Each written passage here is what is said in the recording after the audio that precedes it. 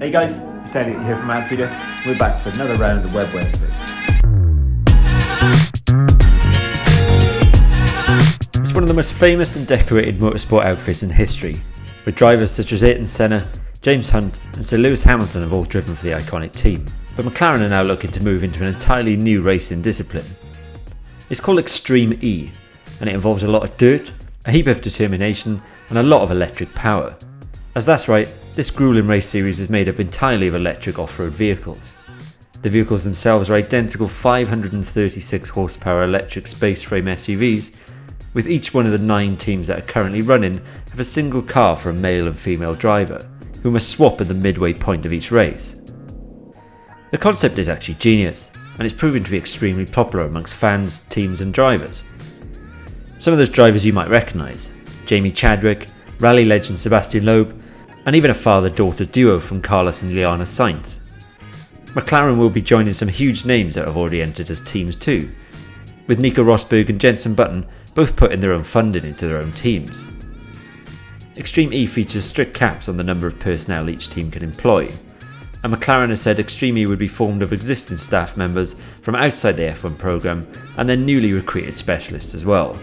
Thankfully, this isn't going to affect the team's impressive efforts in Formula 1 as well, but instead is going to run alongside it, much like their current IndyCar outfit, which seems to be proving extremely popular as well. Who will be driving for McLaren is a bit of a mystery, but we look forward to seeing who it will be in the next few weeks. It seems almost every area in the UK is likely to be affected by this one. We've already seen Bath leading the way with their clean air zones, and most recently Birmingham also joining the emission-free revolution, meaning that the pressure is really on for other cities to follow suit. Interestingly, Cardiff seems to have the furthest to go in becoming more EV friendly, with a deadline set of 2030 for car brands to remove the option of regular combustion engines from their model lineups. The emphasis really is now on electric cars. However, it's not just the manufacturers that need to be ready, and Cardiff is a prime example of this. Have a guess at how many charging points are currently located within the city.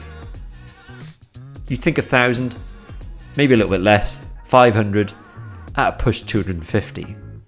Alarmingly, there's only 100 charging points currently in Cardiff City, a figure that needs to increase by a staggering 9,900 in the next 9 years. According to the local democracy reporting service, the call for thousands of extra charging points has been one of a massive shift in how the city's transport will change over the next coming decade. It's been suggested that 9 out of 10 cars could be electric by 2030, meaning that the city centre has some serious work to do to be ready for this. But on the flip side, there's still a big debate about whether electric cars are actually the best solution for this, as we explain this a little more in our next topic. And just like that, we're talking about something fairly similar to EVs: hydrogen. Land Rover has confirmed this week that it will develop a hydrogen fuel cell prototype Defender, due to be put through its paces on UK roads later in 2021. It's called Project Zeus, and is a part of a Jaguar Land Rover reimagined strategy, which aims to achieve net zero carbon emissions across all JLR supply chains.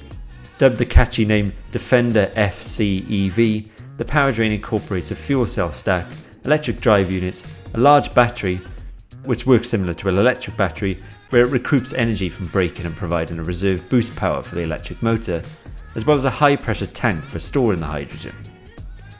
This type of fuel looks to be another alternative to EV power, and we could expect to see these two fuels running alongside each other, much like petrol and diesel are right now.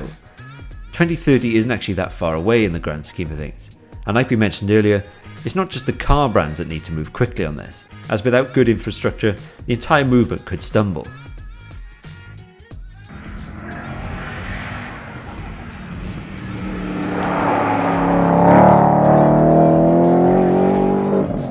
It's almost become a bit of a tradition that we talk about Team BRIT at the end of a Web Wednesday video, and this one's no exception. And seeing as the video's just gone live on YouTube, we thought it was only right to share the news. Jimmy Broadbent, sim racer turned real racer, recently visited Team BRIT's HQ at the Top Gear test track to check out their class lead and hand controls, both virtually and in real life. Having spent years behind the wheel of his sim rig that's located in his garden shed, Jimmy has traded virtual paint with some incredibly famous faces. Think of Lando Norris, Max Verstappen and the Fittipaldi brothers. You name it, Jimmy's raced against them. His hilarious online commentary has earned him some seriously impressive gigs too, recently becoming the commentator for the Gran Turismo World Series, But let's go back to the real stuff for now. And Jimmer has impressed the guys at the Team BRIT with just how quickly he adapted to the hand controls, which interestingly is set to gear up on the left hand side of the wheel and shift down on the right, making it far more confusing for somebody who probably uses a rig every day. The guys from Team BRIT were on hand to guide Jimmy through the new way of driving, but he managed to get some seriously impressive lap times on the 50,000 sim rig, before heading out onto the real circuit in a real Aston Martin Vantage GT4 car. We urge you to check out the video, as not only is it super entertaining, it also shows a great insight into how much work the Team BRIT drivers have to put in with the hand controls, and all whilst racing wheel to wheel with a grid full of powerful cars and extremely good racers. As always, thank you so much for watching the episode, and stay tuned next week where we bring you more news from the world of automotive and tech.